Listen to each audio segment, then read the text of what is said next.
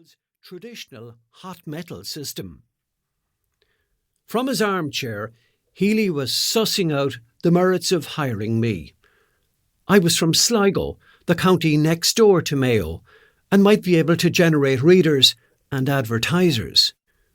I told him about the 6-week placement the previous summer in the Sligo Champion newsroom and how the editor, Seamus Finn, was now using my reports of Sligo Rovers away matches against Dublin clubs.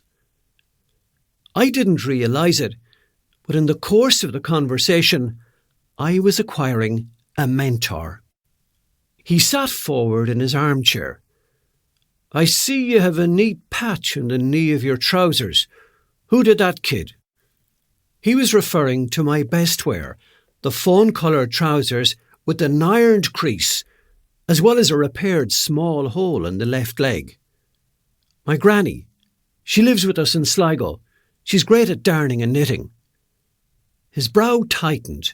He was watching intently, seeking more information. "She's from North Leitrim. Her husband died young, leaving her with 7 children, including my mother, whose father died before she was born. Granny had relations in America who sent her a sewing machine, and that helped her to rear her family." Healy nodded and smiled. I kept going. "Granny came in from Leitrim to stay with us after I was born, and she has lived with us ever since.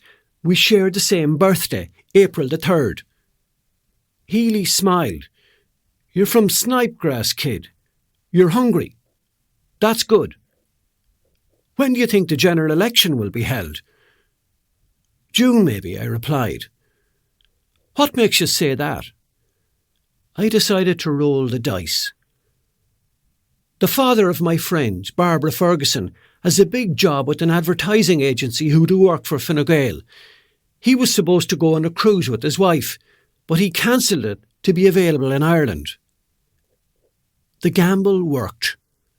With Healy saying there would be a place for me in the new enterprise, he was keen to share advice about the reporting trade. "By the time you get to 45, kid, you should be able to sign your name to the Our Father and claim a week's wages.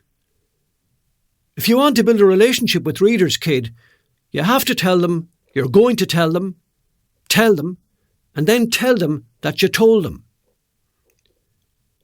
Healy died in his sleep, upstairs in that same South Dublin house, far too young, aged 60, in January 1990. At one stage, with his head slightly bowed, he advised, "Every man should try to do 3 things in his life, kid. Plant a tree, father a child, and write a book." In the shadow of my first employer, I set about the 3rd of those tasks.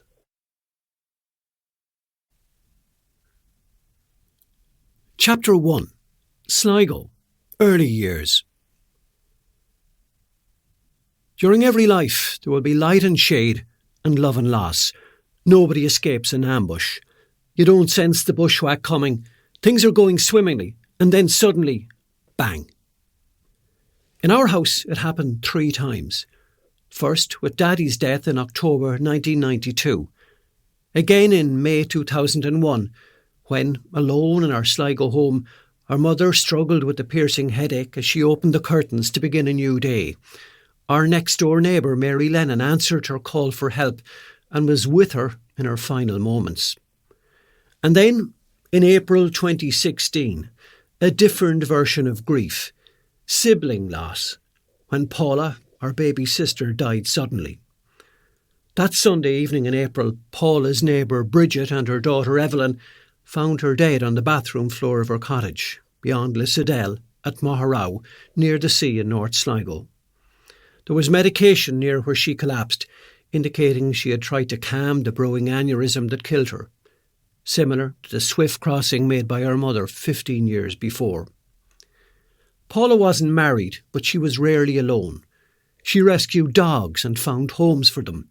For several years, she always had at least 2 of them in the house with her. She was a community worker and was the manager of a resource centre in Cranmore, a working-class area of Sligo. It was a challenging job and she loved it. Her days usually started with breakfast clubs and her workplace surrounded